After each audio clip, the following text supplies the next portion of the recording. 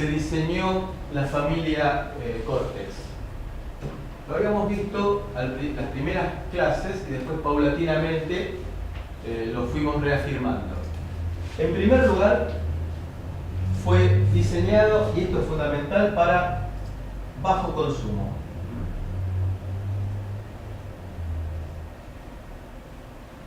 Orientado, estamos hablando de Cortex M, entonces, orientado a dispositivos autónomos de propósito general de bajo consumo. En segundo lugar, con la parte de depuración incorporada.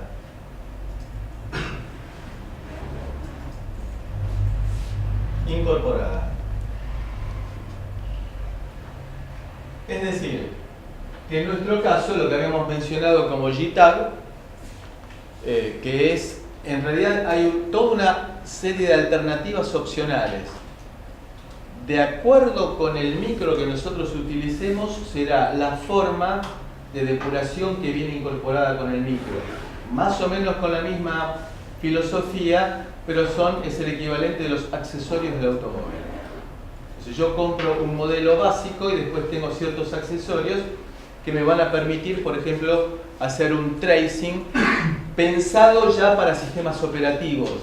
Es decir, no solamente para ver lo que está ejecutando el micro.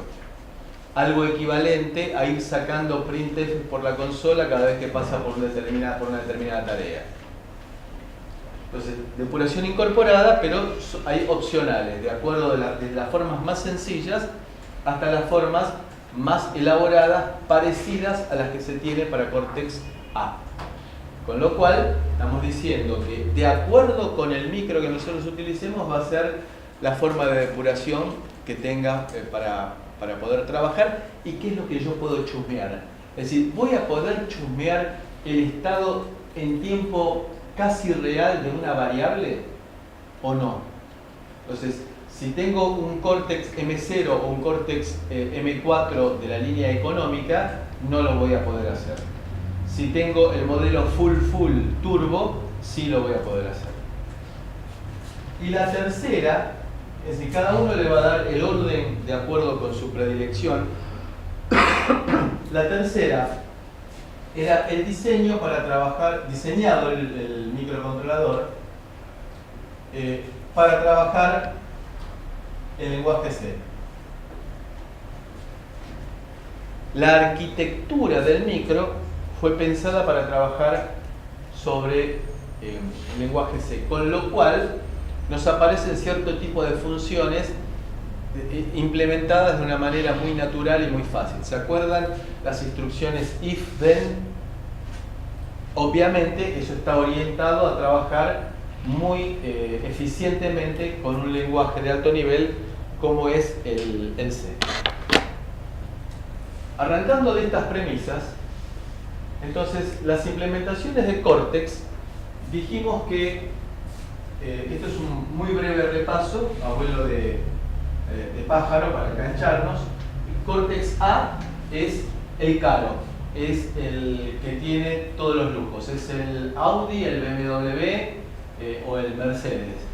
Ahí es donde se ensayan un montón de cosas que después vienen a los autos de calle. ¿Sí?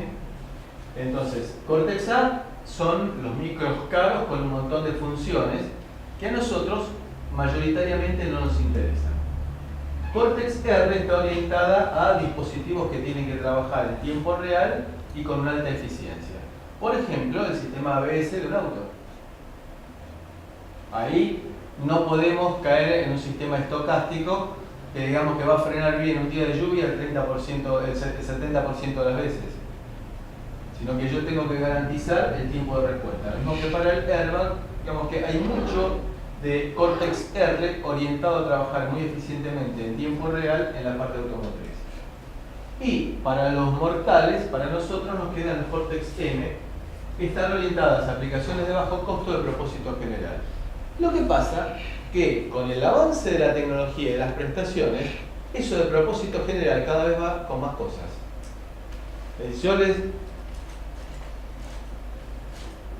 El primer auto que yo tuve en el año 81 no tenía levantavidrios eléctrico, tenía 4 velocidades nada más, no tenía cierrapuertas,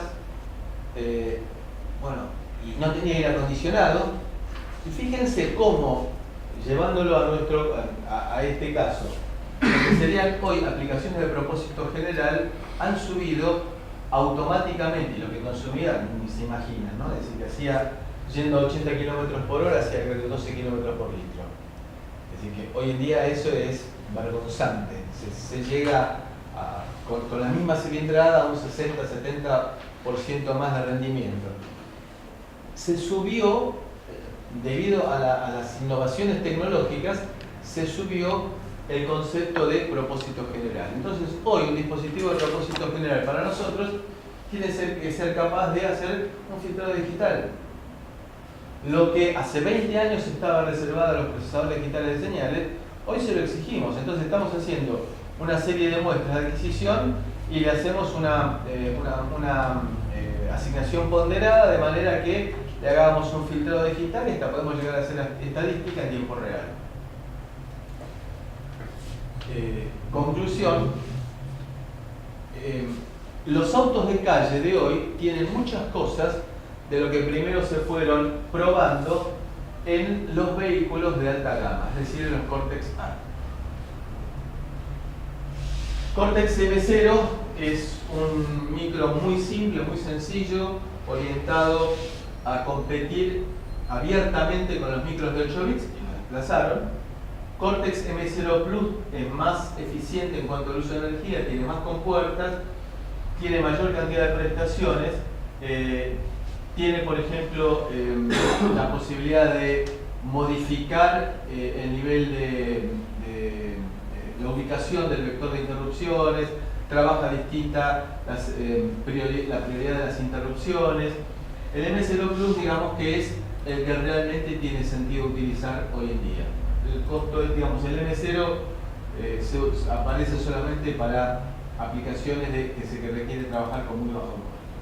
El M1 habíamos dicho que había sido un micro pensado para trabajar solamente sobre una FPGA, que es un módulo que nos permite descargar Cortex sobre todo las entidades académicas, y que lo implementamos en una FPGA y tenemos un microcontrolador de 8 bits. El M4 es el equivalente al, digamos, es la versión mejorada del M3, que fue el micro estándar hace 10 años, el primero que salió de Cortex en forma comercial. Entonces es un micro económico con buenas prestaciones, pero no tiene el opcional de DSP, que sí lo incorpora al Cortex M4. Tiempo después de haber aparecido el Cortex M4, apareció la unidad de punto flotante, también como un opcional, y ya se incorporó, y entonces hoy en día la mayor parte de los Cortex M4 tienen procesamiento digital de señales y tienen unidad de punto flotante, así que los que se consiguen hoy en día son M4F, como con nuestro 4337. Y el M7 es un micro que apareció hace más o menos 2 años, sí, 2 años más o menos, que vendría a ser una mejora arquitectural del Cortex M4. Tiene mejora en tiempos de ejecución de algunas de las instrucciones largas de Cortex M4. ¿Se acuerdan que habíamos dicho que la multiplicación de 32 por 32 bits tardaba más de un ciclo de reloj, que la división se medía con calendario? Con el Cortex M7 mejora eso, y mejora la forma de acceso a la memoria, pensando en sistemas que van a tener memoria externa. Digamos que el Cortex M7 está pensado para trabajar con memoria externa. Y aparecen Cortex M7 multinúcleo, pero multinúcleo simétrico. Es decir, 2 Cortex M7 en un mismo chip. Esas son cosas importantes. Y de ahí estamos trayendo, entonces para el Cortex M7 estamos ya trayendo cosas de los Audi de Cortex A. Entonces teníamos la compatibilidad, que arrancábamos con un Cortex M0 Plus, que es compatible lo que escribimos para M0 Plus con M3, que del M3 podemos pasar al M4F, y del M4F, fíjense que el agregado del Cortex M7 son pocas instrucciones. ¿Sí? Hay sí agregado de Cortex M3 a Cortex M4, lo que vemos acá en rosa, y la aparición del M4F le agrega unas cuantas instrucciones, pero el M7 hay mejoras, pero no es un cambio esencial en cuanto al repertorio de instrucciones. Probablemente instrucciones que tengan que ver con el TCM. Sí, exactamente. El Titled Coupled Memory. Digamos, el Titled Coupled Memory es, agarré la memoria, no me la saca nadie y la estrujo al máximo posible, tratando de hacer las transferencias de datos lo más rápido posible. Más o menos esa es la idea del TCM.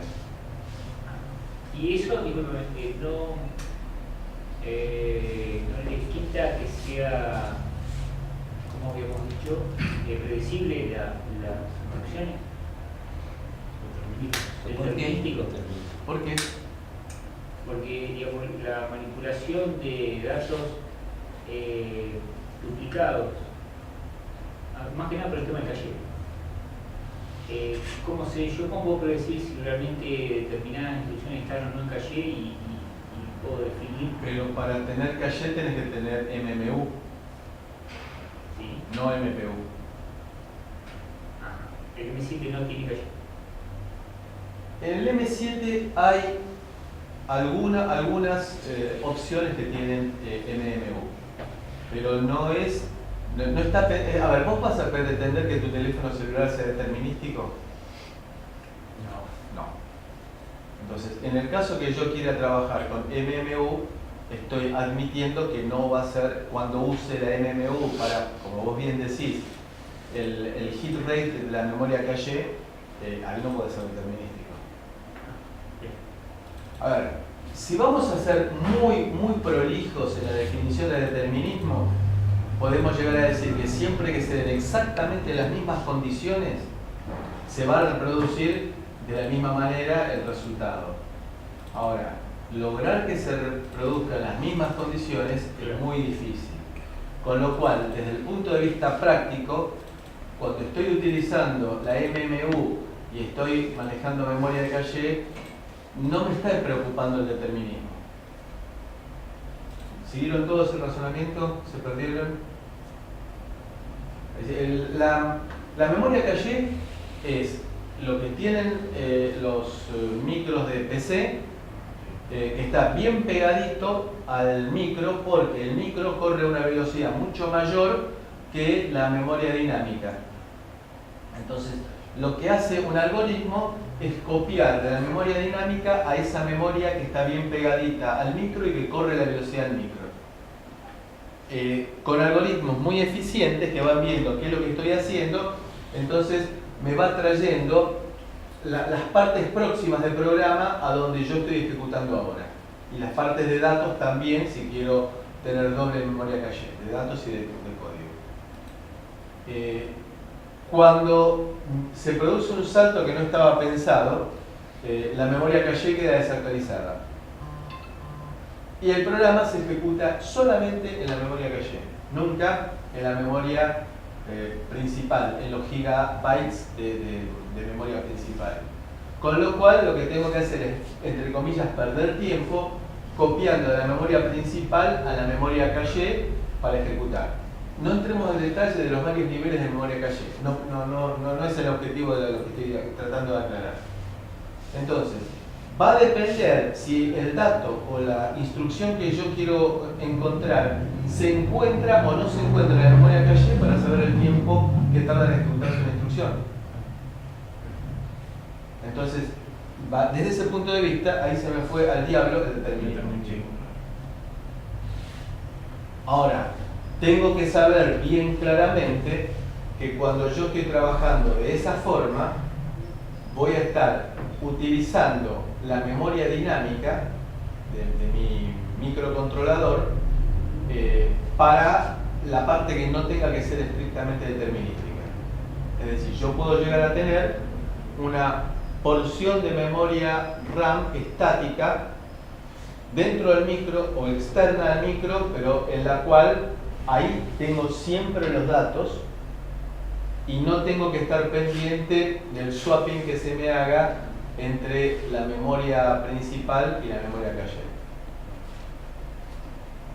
Bueno, esa es la idea del Tightly Coupled Memory, es decir, la memoria que yo tengo bien pegadita al micro y que la agarro y no la suelto, es decir, esa memoria en la cual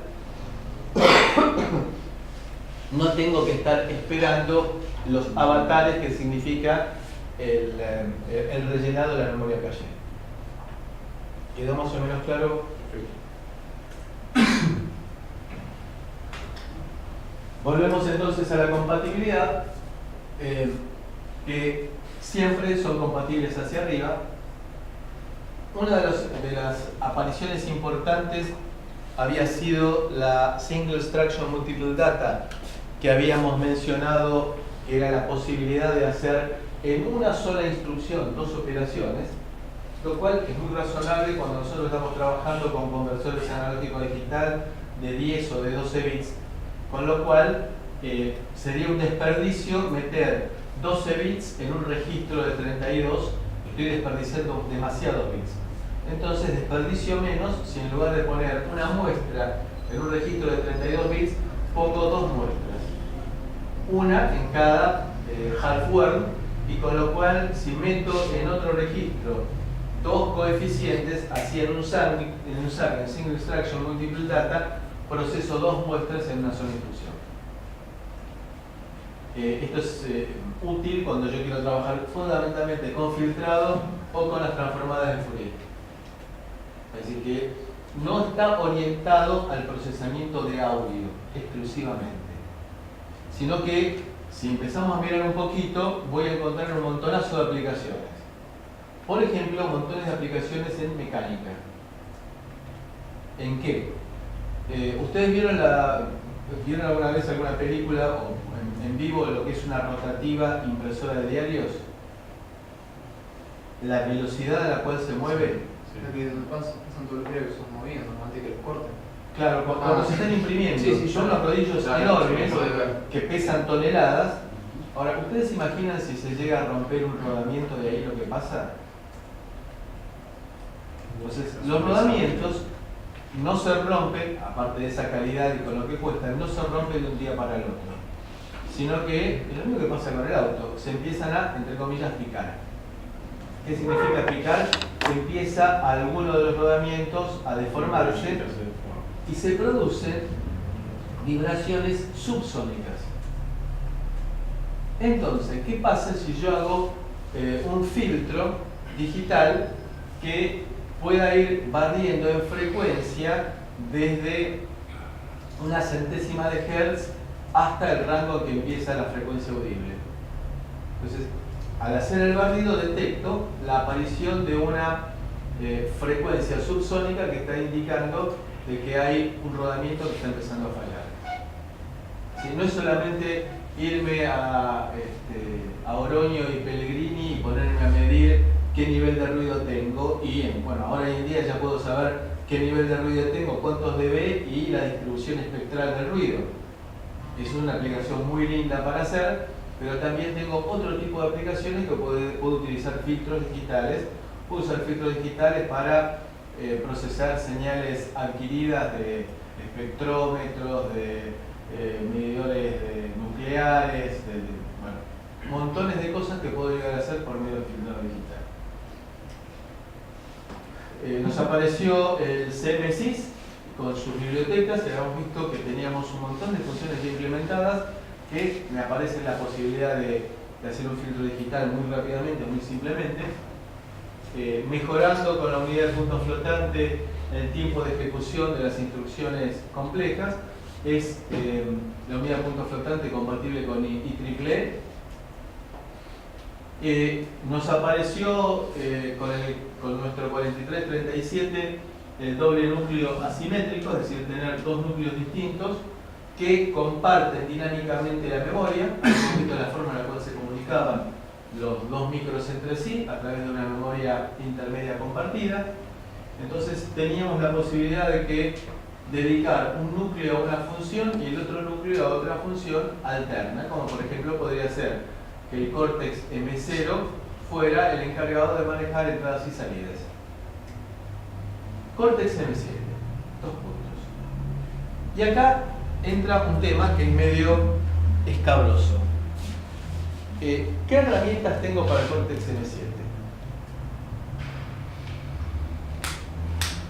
Aquí hay un punto que digo que es escabroso porque mañana lo quiero hablar no quiero hablar con Gustavo delante, también lo repetimos, es que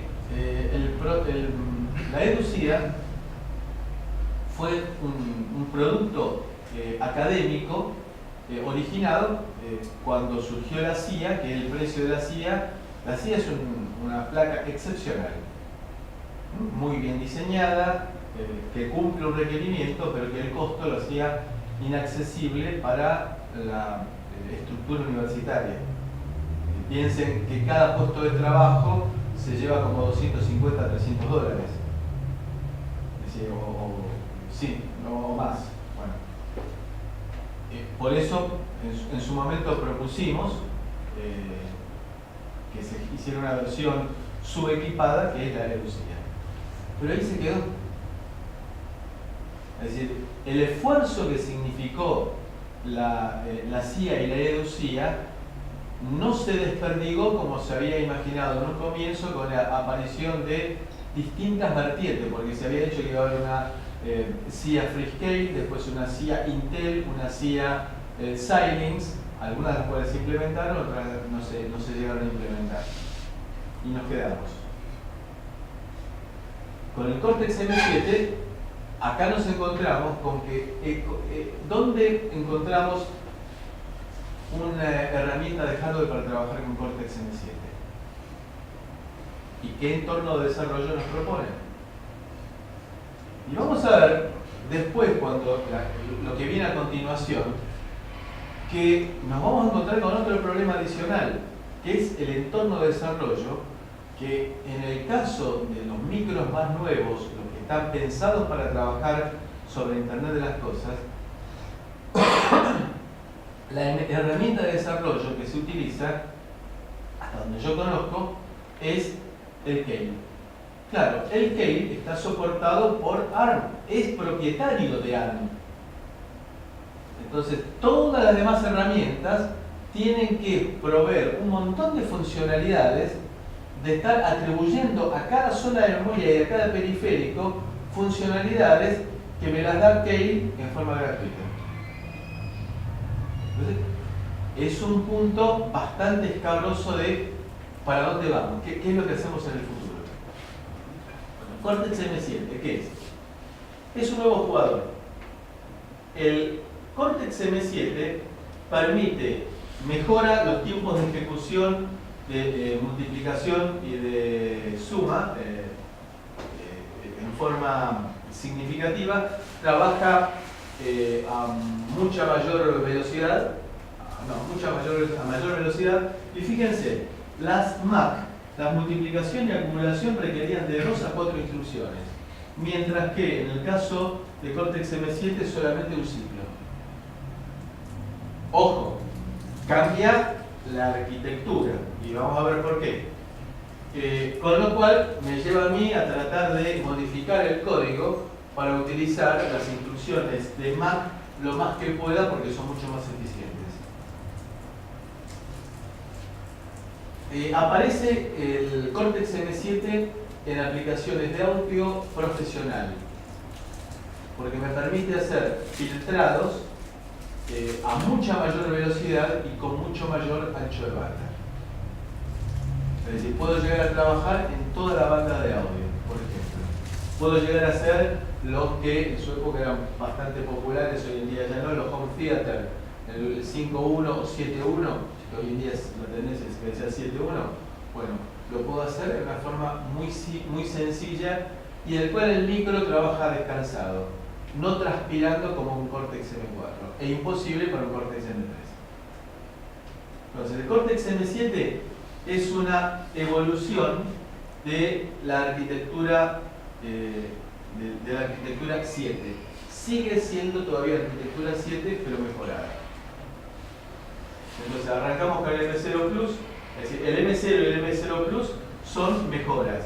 Entonces, por ejemplo, el M0 Plus, que es lo que me incorpora la unidad de protección de memoria que no tenía el M0. Me maneja distinta la parte de interrupciones y sus prioridades. Me agrega un conjunto de mejoras en la parte de debugging, como es por ejemplo el Data Watch Point. Bueno, entonces M0 Plus es una mejora del M0. El M7 es una mejora del M4, en el cual sigue utilizando un microcontrolador Cortex versión 7, que había sido editorial. Hasta acá llega la versión 7 de la arquitectura. Mejora la unidad de punto flotante, y acá me aparece la opción de manejar caches. De vuelta, si incorporo esta opción, debo admitir que lo que me pase a través de las memorias cache no tiene por qué ser determinístico, salvo y cuando yo pueda garantizar el hit rate de la memoria cache. Es decir, que la voy a pegar siempre. ¿Qué significa que la voy a pegar siempre? Que el tamaño de memoria que yo voy a estar utilizando en la memoria externa es comparable con el tamaño de la memoria cache. Es decir, si yo tengo una memoria externa de 1 GB y tengo una memoria cache de 64K, el hit rate va a ser bajo. Entonces, como ustedes verán, y contrariamente a lo que uno esperaría, no hay soluciones iguales para todos los problemas, sino que cada problema va a requerir que lo analicemos de acuerdo con el contexto. Es decir, lamentablemente no es sí, no, sino que es un tal vez. Mejoran la parte de debugging, incorpora la parte de mejora, ahora lo vamos a ver, la unidad de protección de memoria, y mejora la parte de debugging porque me permite estar monitoreando el estado de variables, y que yo puedo ir siguiendo y poniendo condiciones sobre el estado de variables cuando hago la depuración. Y acá nos aparece entonces un bus nuevo, que es el bus de vinculación con el mundo exterior. El concepto es nuevo. Digamos, la bus matrix que habíamos llegado a hablar hasta el Cortex M4 migra a una filosofía un poco distinta de bases de 64 bits. Entonces, la interfaz del bus, decimos nosotros que es de 64 bits. Los registros siguen siendo de 32 bits. Esto es una cosa importante para destacar. El núcleo de la arquitectura Cortex se mantiene en cualquiera de las ramas. La estructura de registros se mantiene. Se va a cambiar la periferia y los dispositivos y la estructura del bus. Eso no es propio de la arquitectura del micro, de la arquitectura de Cortex. Entonces nos aparece acá memoria de instrucciones de 64 bits, la posibilidad de colocar memoria de instrucciones de 64 bits, y memoria fuertemente acoplada, lo que llamamos el TCM, memoria de datos de 32 bits dual, es decir, que puedo llegar a tener este catarro es el de hace 2 semanas. Se enamoró conmigo y yo de él. Es la edad. No, lo tuyo fue distinto. No quiero decir porque lo estoy grabando, pero te digo. ¿Para qué hablar?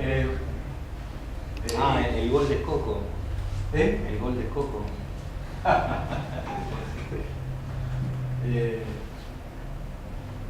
Creo que debe ser las pocas veces que los hinchas de River estamos deseando tener una final con Boca.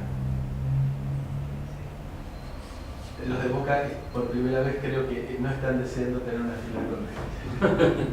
Bueno, entonces, cambió también, ¿se acuerdan del bus? Que es uno de los temas de las preguntas. El bus de baja velocidad, la interfaz entre el bus del micro y los periféricos de baja velocidad.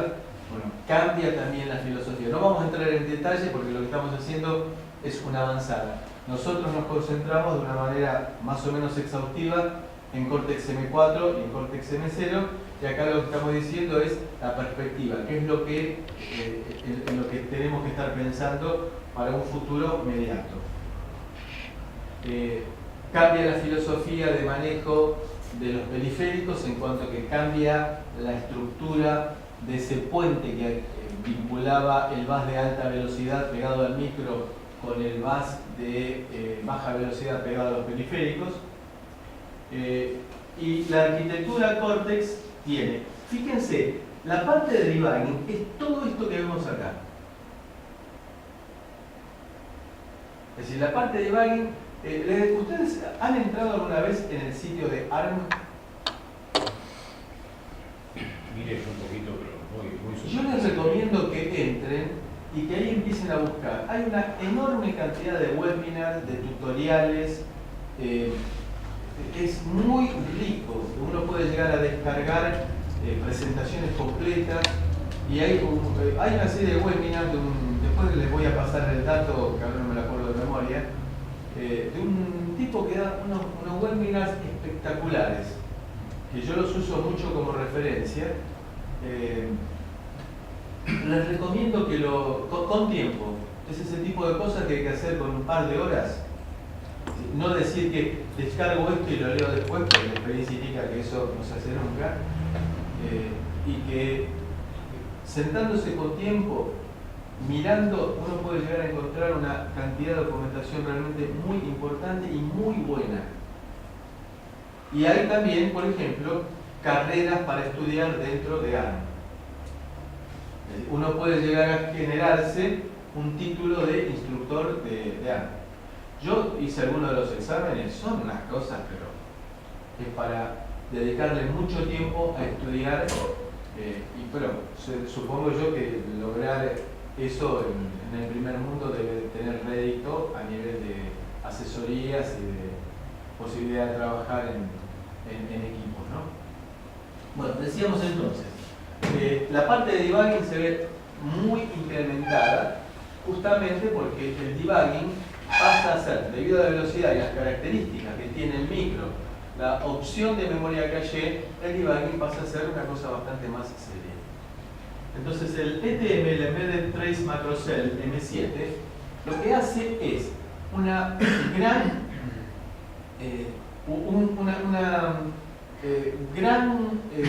gran sistema de adquisición de datos de lo que está pasando adentro del micro. Recuerden ustedes que toda la parte de debugging, por eso lo mencionábamos, la depuración incorporada, es algo que está adentro del hardware que trabaja a la velocidad del micro, no tengo que poner nada externo, que trabaja a la velocidad del micro, que me lo regalan, entre comillas, porque cuando está en producción, eso no lo utilizo solamente en la parte de debugging, pero que el costo debe ser en realidad tan bajo frente a toda la estructura de costos del microcontrolador, que me lo dejan aun cuando yo después no lo voy a utilizar en el equipo que está producido, fabricado. ¿Qué quiere decir esto? Si uno lo piensa con mentalidad muy ahorrativa, yo tendría que tener dos versiones de Cortex, del 4337, una para debugging y otra para producción. No se justifica evidentemente porque el costo del pedacito que está para debugging, a pesar que conceptualmente es muy importante, si lo pensamos fríamente, es comparadores, registros y comparadores, en la cual estoy leyendo la dirección que me aparece sobre el bus de datos, la dirección que me aparece sobre el bus de código, lo comparo con algo y si ese algo es igual, me genera algún tipo de acción. Entonces, es lógica, en principio parecería lógica secuencial bastante sencilla, combinacional y secuencial bastante sencilla de implementar. Por eso el costo debe ser bajo, pero el ETM mejorado me permite a mí trabajar bastante sobre la parte de datos y poner condiciones sobre la evolución de los datos. Uno está habituado a poner breakpoints sobre código. Es decir, yo pongo en el emulador, seteo un breakpoint y digo, cuando llegue acá, para. Ahora también puedo llegar a hacer condiciones similares sobre los de datos. Y puedo llegar a elaborar en algunas versiones, de las más caras, condiciones mucho más complejas. Cuando sobre el base de datos tenga esta dirección, mejor dicho, cuando esté accediendo a esta dirección en la parte de datos y el contenido de la posición de memoria seleccionada o del registro seleccionada valga tanto. Eso ya es una cosa bastante complicada para implementar. Bueno, dijimos, dos memorias caché, una para instrucciones y otra para datos. La interfaz del nuevo bus AXI y observen esto, me aparece en línea punteada la Main System Memory, es decir, la memoria principal, con lo cual estoy admitiendo memoria externa, con lo cual tengo lo necesario como para manejar memoria dinámica y manejar el refresco de la memoria dinámica también. Con lo cual estoy pensando ya en microcontroladores que tengan una capacidad de manejo de memoria bastante significativamente importante. Estamos hablando de megabytes. ¿Por qué me aparece como opcional? Me aparece como opcional porque el micro es un micro grandote que tiene megas de memoria flash y tiene centenares de kilobytes de memoria RAM. Tengo que ver, entonces, si mi aplicación requiere el uso de memoria externa. Si utiliza memoria externa, voy a usar las memorias caché. Si no utiliza memoria externa, voy a trabajar con la memoria interna y ahí no necesito memoria caché. Porque la memoria interna está trabajando a la velocidad del micro. ¿Fui claro? Entonces dijimos que la compatibilidad se da. El pipeline. Este es el pipeline de Cortex M7. Se nos fue a los caños la simplicidad de nuestro pipeline de 3 etapas. A ver, vamos a tener un pipeline para load store.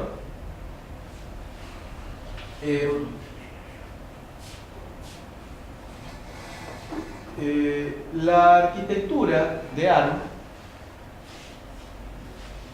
arranca del supuesto de que las instrucciones se deben ejecutar, las operaciones entre registros, con lo cual hace separación de operaciones entre registros y memoria externa. Memoria externa, no puedo hacer operaciones sobre memoria, tengo que cargar de memoria a registro, operar y escribir. Por eso que se llama load store. Entonces tenemos un pipeline para load store. Tenemos otro pipeline para la unidad aritmético-lógica 1 y para la unidad aritmético-lógica 2. Claro, recordemos que decimos que la arquitectura del Cortex M7 viene con 2 núcleos. Y luego tenemos un pipeline para multiplicar y acumular. Claro, por eso es que el tiempo de ejecución de las instrucciones MAP es de un solo ciclo. Y tenemos un pipeline opcional, porque este es uno de los que tengo que pedirlo a fábrica que me venga, digamos, no todos los micros lo tienen, el pipeline para unidad con una flota de rotones. Claro, la primera parte, el prefetch es opcional, el fetch, decode, y bueno, la parte de ejecución sí se divide de acuerdo a la operación de que se trata.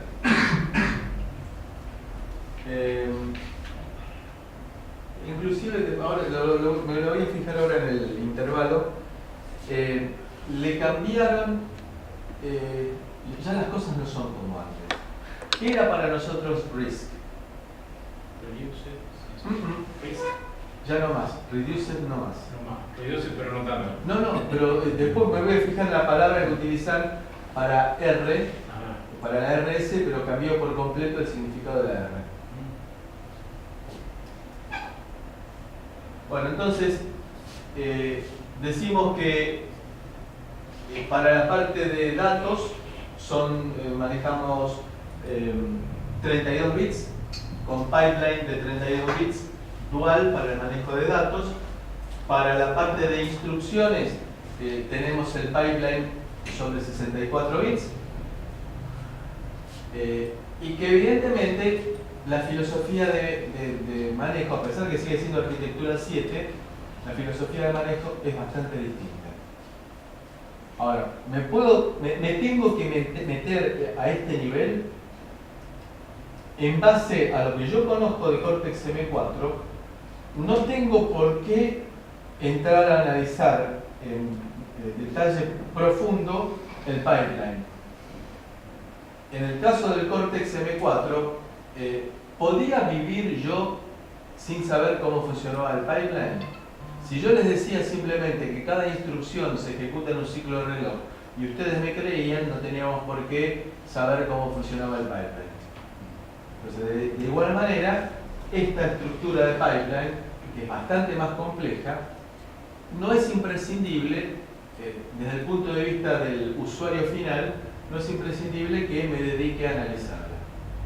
De cualquier manera, el documento de donde está sacado todo esto está en el ClaroLine, en la parte de documentos. Si ustedes se fijan, hay documentos para Cortex M4, M7, M23 y M33. Entonces tenemos la opción de programar la forma de trabajo del controlador. Es decir, yo puedo llegar a tener un microcontrolador mínimo, que es el microcontrolador autocontenido, y puedo llegar a tener un microcontrolador máximo en el cual le pongo memoria de código externa y memoria de datos externa. Y eso lo configuro dentro de la propia ejecución, en tiempo de ejecución. Pues, obviamente, si soldé memoria, tengo que, digamos, eso no es en tiempo de ejecución. Entonces tengo el micro mínimo con la RAM estática que tengo de 32 bits, la flash de 64 bits, la RAM de 32 bits, la flash de 64 bits, titled couplet, fíjense acá dice data 0 titled couplet memory, data 1 titled couplet memory. Entonces esta es la memoria bien agarrada, bien próxima al micro.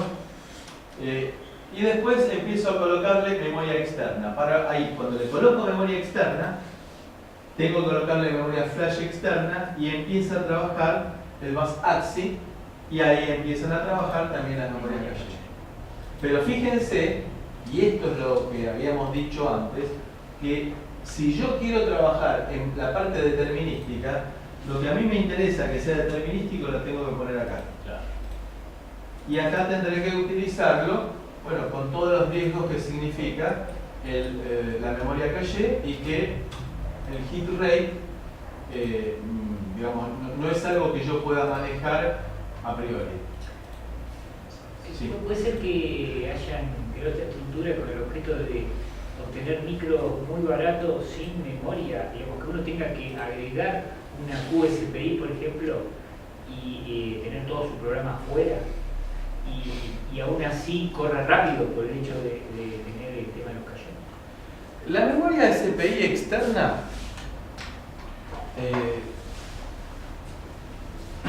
puede existir no solamente para lo que vos decís, puede ser, pero la memoria SPI externa habitualmente se usa para otro tipo de cosas, como por ejemplo para guardar los parámetros de setup, por el tema de mantenimiento. A ver,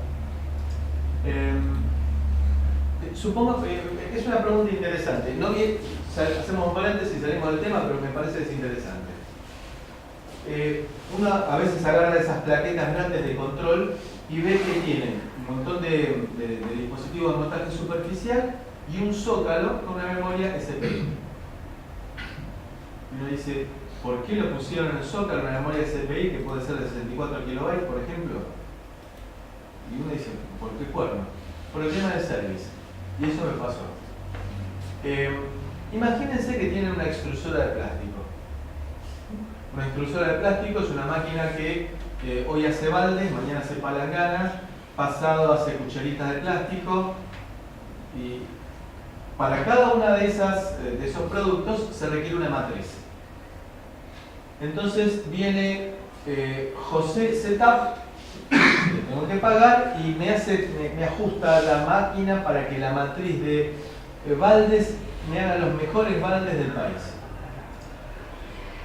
Son ajustes de tiempos, de presiones, de temperaturas, que muchos de ellos son empíricos porque va cambiando de máquina a máquina y de matriz a matriz. En los productos mecánicos es muy difícil garantizar que dos productos sean iguales. Bien, se fue, quedó, me hace unos baldes espectaculares. Me cortaron la luz. Se perdió el setup. No, el setup lo guardo en la memoria flash del micro. Es lo primero que se nos ocurre. Bien, se dañó la placa. No funciona la extrusora de plástico. Entonces, ¿qué es lo que hago? Me voy, cuando me llama el dueño de la fábrica de plástico, me dice, no me anda la máquina, me voy con analizador lógico, osciloscopio, punta de prueba lógica, generador de funciones, me pongo ahí al lado, me pongo a trabajar, y el dueño, dice, ya pasó 1 hora, ya pasó 2 horas. Y yo estoy con todo el equipamiento que tengo para tratar de encontrar la falla. Entonces lo que a mí se me ocurriría es, si el tipo me va a matar porque tiene parada la fábrica en una de esas por un resistor que se quemó, ¿qué es lo que tendría que hacer? Agarro, saco la placa, pongo otra placa que arranque y me la llevo al laboratorio y ahí tranquilo estoy 3 días para ver por qué no funcionaba. ¿Y el setup? Entonces, en ese caso, es piola que el setup lo guarde en una memoria SPI externa, en la cual lo único que tengo que hacer es sacar la memoria, poner la memoria y chao, otra cosa. Y si se daña la memoria, bueno, está bien, se dañó la memoria. Está bien, pero se supone que tengo un archivo. Sí, puede tener un backup. Pero no es una cosa dramática, es distinto a tener que programar el micro en el lugar. Con el tipo labrándote el lado. Exactamente. Entonces, parece ese tipo de cosas que yo he visto mucho que se usan las memorias SPI o S cuadrado. En el momento cuando prendo la máquina, carga el setup, es decir, cuando el fulano terminó de hacer el setup, José de plástico, terminó de hacer el setup de la extrusora para hacer el balde de plástico, lo guardo en la memoria SPI externa. Cuando arranca la máquina, cuando la prendo, me carga una sola vez en el día los datos de la memoria SPI. ¿Cuánto puede llegar a tardar? Puede llegar a tardar desde milisegundos hasta segundos. Pero es una sola vez. Lo traslado de la memoria SPI externa a la RAM o a la flash si quiero, lo proceso, lo utilizo y después cuando se cortó la luz vuelvo a hacer el mismo proceso de recarga. ¿Quedó más o menos claro? Bueno, eso mismo sí también lo puedo hacer acá. Eso lo puedo hacer con cualquier micro. Bien, en resumen entonces, bueno, ahora que vino Nacho, volvamos a hablar en serio. Le traje caramelo para... No, ya después te cuento, no debería comer caramelo. Entonces, con la memoria externa, si yo puedo reconfigurar en base a los registros y al hardware, puedo llegar a reconfigurar el funcionamiento desde el modo mínimo hasta un modo máximo con memoria externa. Recordemos, la memoria flash es de 64 bits, la memoria flash de 64 bits, y yo tengo RAM interna de 32 y de 64 bits. Entonces tengo los Cortex M7 con 2 núcleos que comparten memoria, es decir, que ya empieza de vuelta a traerme el levantavidrios eléctrico que empezó al principio en los Mercedes-Benz, ya lo tengo también en la familia M. Entonces tengo, bueno, esta es la implementación, y acá empezamos con el Trusted Zone. De vuelta, esto se probó en los Cortex A, en los teléfonos celulares, en las tablets, y desde hace un año y medio más o menos se llevó al mundo de los Cortex M. Bueno, volvamos al tema de Internet de las Cosas. ¿Qué es Internet de las Cosas? Es la posibilidad de generar lo que no sé por qué se llaman motes. Nunca pude llegar a saber cuál es el significado. Lo que nosotros podemos llamar es dispositivo remoto. En alguna bibliografía lo llaman motes y no, insisto, desconozco la fuente. Dispositivos simples, sencillos, que me permiten a mí adquirir datos en forma remota.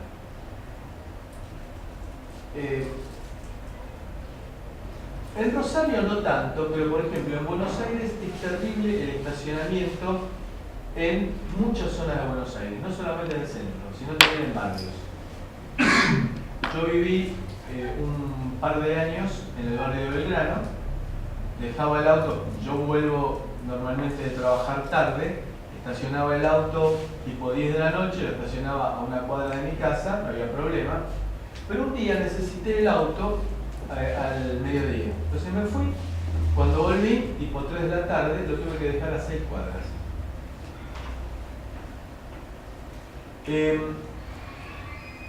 ¿No sería bueno que yo tuviera en mi auto o en mi teléfono una aplicación que me dijera dónde hay un lugar libre para estacionar y que yo vaya directamente a ese lugar? ¿Por qué es importante lo que digo? Más allá de la comodidad. Un auto que está moviéndose a 10 km por hora buscando estacionamiento entorpece todo el tránsito y aparte contamina mucho más. Es decir, un auto regulando es la peor condición en la cual estamos afectando al medio ambiente. Ahora, ¿qué pasa? Es decir, ¿es fácil detectar que tengo un auto arriba mío? Sí. En general todavía los autos siguen siendo de fierro. Entonces puedo llegar a detectar una masa magnética bastante fácil. Y entonces yo puedo llegar a decir, tengo un auto arriba mío, si estoy pensando en el piso, o no tengo un auto arriba mío. Bien, entonces ¿qué hago? Hago un agujero en el asfalto y pongo un dispositivo en el cual le pueda pasar un auto por arriba sin romperlo. Primero, eso es caro. Segundo, es lamentablemente vandalizable. Entonces, ¿no sería mucho más fácil meter ese transductor y ese transmisor con un poquito de inteligencia? Cortex M0. ¿Qué tengo que hacer? Saber si tengo campo magnético arriba o no y decir, ¿estoy libre? Estoy libre. O marcar solamente un cambio. Y tenerlo abajo del pavimento. ¿Sí? ¿Cuál es el problema?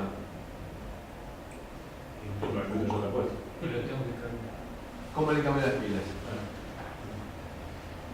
Ahora, la vida útil del pavimento en las ciudades es de 5 años.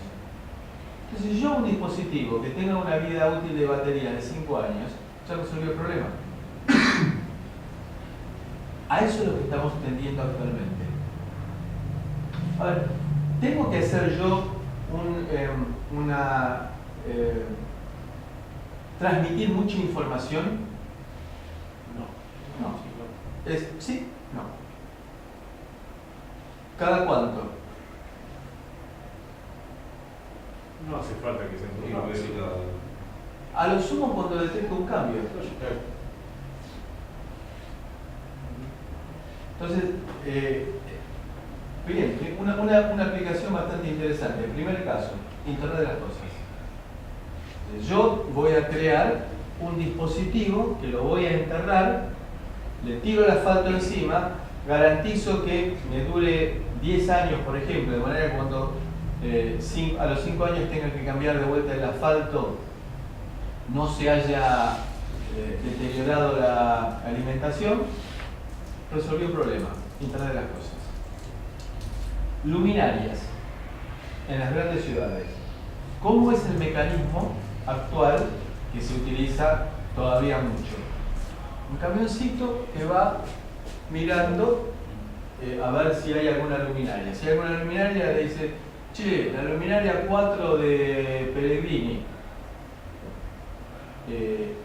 Se marca y después viene otro y la viene a cambiar.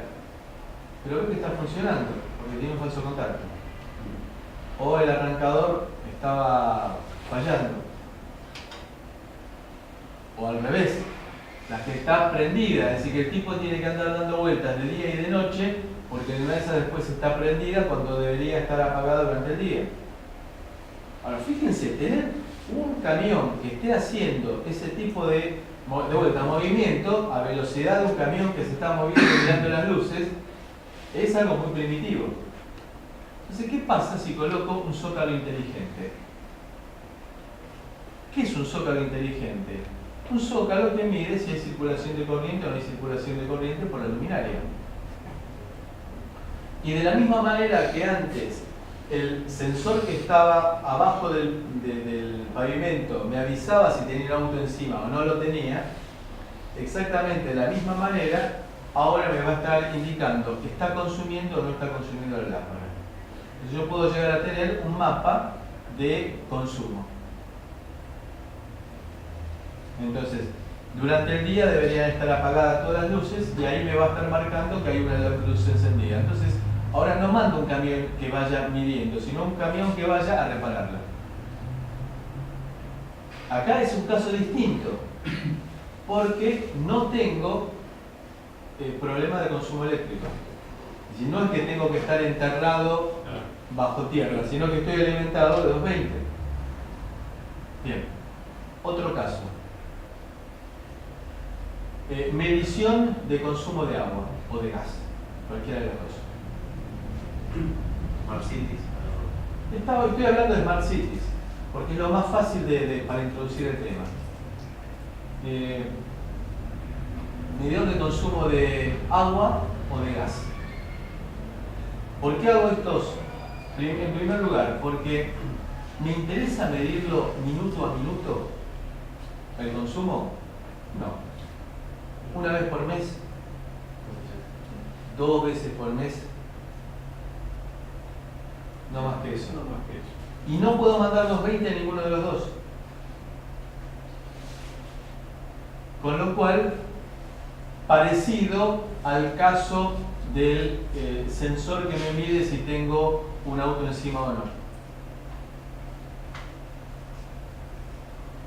Otro caso, medición de consumo de energía eléctrica. ¿En qué se diferencia la medición de consumo de energía eléctrica respecto del agua o gas? Ahí llegás directamente, tomás la tensión. Ok, bien. Ahí no tengo problema de consumo. Tenés problema de consumo. Claro. Pero tengo que hacer la medición una vez cada 15 días. No, hay que ir acumulando. Más que acumulando. A ver, por ejemplo, hablo de lo que yo conozco, me imagino que en Rosario debe ser muy parecido.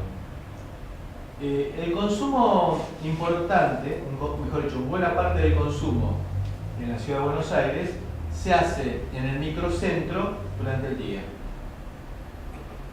y se redistribuye hacia la periferia durante la noche. Si el consumo del microcentro es muy bajo durante la noche, entonces, ¿debo yo mantener la misma alimentación durante la noche en el microcentro que durante el día? No.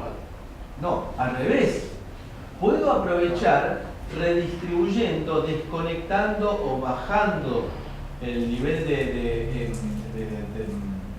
energía que entrega la subestación del microcentro y redistribuyendo. Eso también es la parte de Smart Grids. Eso lo vi con mi economista, Jeremy Reskin.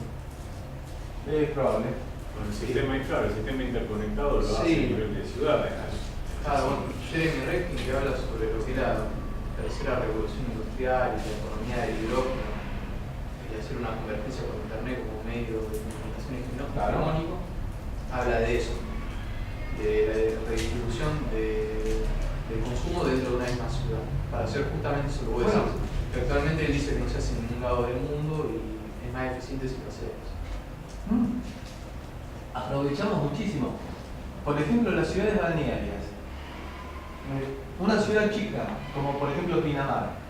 Pinamar tiene más o menos entre 15 y 20 mil habitantes estables. En el verano van 200.000 personas. ¿Qué hago? Calculo yo la provisión de energía, porque eso lo tengo que contratar con el sistema interconectado nacional. Digo, ¿compro para todo el año el consumo equivalente de 200.000 personas? Me va a resultar antieconómico. Comprada en la temporada. En la temporada lo que hacen, por ejemplo, es ponen unos grupos generadores, a veces dentro de la ciudad, pero son enormes, son grandes como todo esto, y alimentan barrios, que durante el resto del año está claro. Entonces, fíjense que estamos hablando de aprovechamiento de energía, de mejora de las condiciones de vida, porque si nosotros bajamos la contaminación, logramos optimizar nuestra calidad de vida. Se puede aplicar para las rutas también eso. Por ejemplo, vos te enterás de un accidente recién cuando lo ves. Bueno, Si los autos fueran todos inteligentes y la ruta tenía cada tantos metros o kilómetros nodos que registren datos, te enterás de un accidente, 2 grandes de que vos llegas al lugar del accidente, porque te pica la computadora del auto y lo podés ver en tiempo real en el mapa. bueno, Un montón de cosas se pueden. esa es una de las aplicaciones del 5G. 5G, que es la norma que supuestamente en una de esas, quizá en el 2020, se instala a nivel mundial, que permite transmitir supuestamente gigabit por segundo, va a permitir los autos sin conducción en forma confiable, pero no como actualmente, que tiene un montón de sensores que están midiendo. Como el de Google, tiene la cámara, los sensores. tiene un montón de Claro, cosas. pero que ahí le está tirando el problema al auto. Acá simplemente se va a saber en dónde está cada auto con precisión, y una de las grandes ventajas de 5G es la latencia. ¿Les suena la palabra latencia? Entonces disminuye la latencia a 1 milisegundo. Entonces, en realidad lo que hace es distribuir y hacer una red de redes. Entonces, en lugar de tener una celda y que se comunican de los 50.000 tipos, lo que tengo es un montón de celdas, por eso es que el tiempo de respuesta es mucho menor. Si en lugar de tener que ir hasta Movistar y volver, se resuelve todo de forma mucho más local. Es decir, asistí esta semana a una charla que vino a dar un francés del IEEE sobre el tema, y en realidad los papers van a ser dentro de poco importancia del print F en las telecomunicaciones, porque es todo software. Es decir, son servidores y puro software. Bueno, quiero decir, la vida está cambiando. Fíjense que hemos dado un montón de ejemplos de la vida cotidiana. El ejemplo de las rutas, por ejemplo. Nosotros tenemos una ruta, que es la ruta 7, que cuando pasa por San Luis se hace doble mano y está toda iluminada. Yo he viajado en esa ruta de noche y no hay un auto. Y están 200 kilómetros de luces prendidas. Es un desperdicio. Es mucho más lógico que el auto se vaya comunicando y se van encendiendo las luminarias un cierto, por ejemplo, 1 kilómetro para adelante y 500 metros para atrás. Y que se te prendan hasta el límite de campo de visión humano, de forma de que ves hasta donde podés ver vos y listo. Exactamente. Le digo, bueno, todo esto nos está marcando a nosotros que estamos buscando conexión de dispositivos simples, porque todo lo que estamos hablando hasta ahora son dispositivos muy simples. El equipo de aire acondicionado conectado a internet. ¿Por qué no? Por ejemplo, para que cuando yo estoy a 10 minutos de mi casa, aprieto un botón en mi teléfono y se me enciende el equipo de aire acondicionado y cuando llego a casa está a temperatura agradable. De puerto. De coffee is arriving. Ajá. Entonces, aquí vamos con esta idea de interactuar a través de internet. El lavarropas, por ejemplo, conectado, eso fue una cosa que me quemó la cabeza. El lavarropas conectado a internet.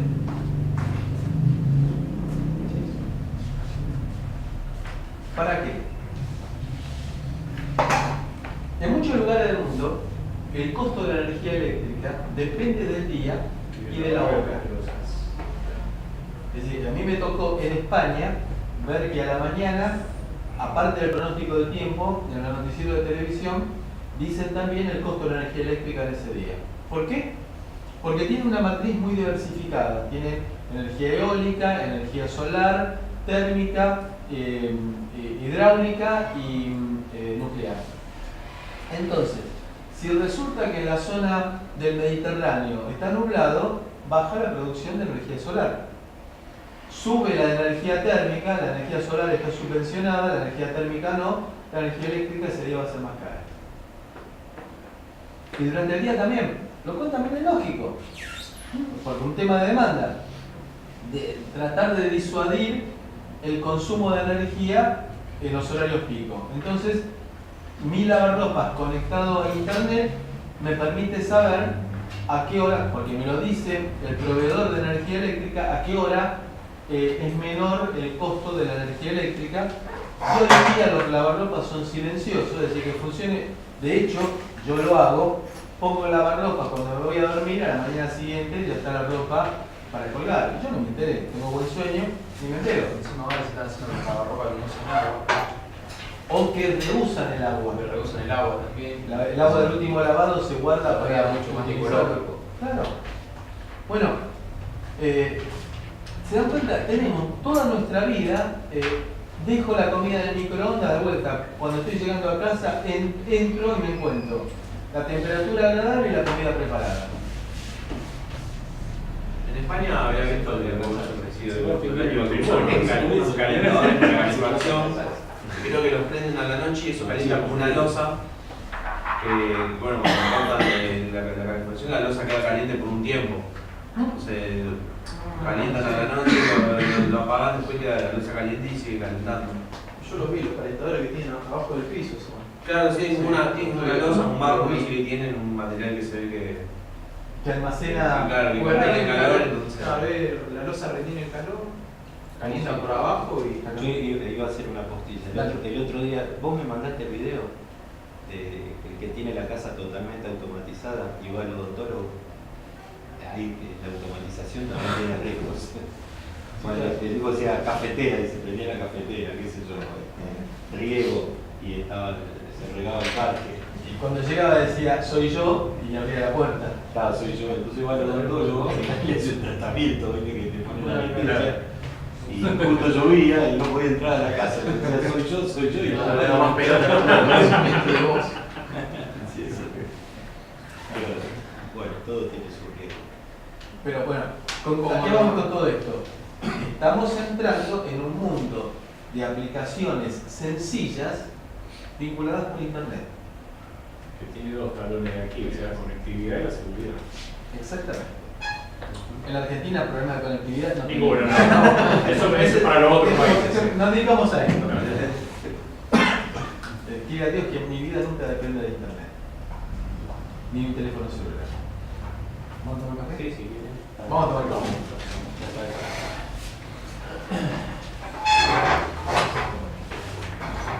Che, esta me la prestó Gustavo la semana pasada.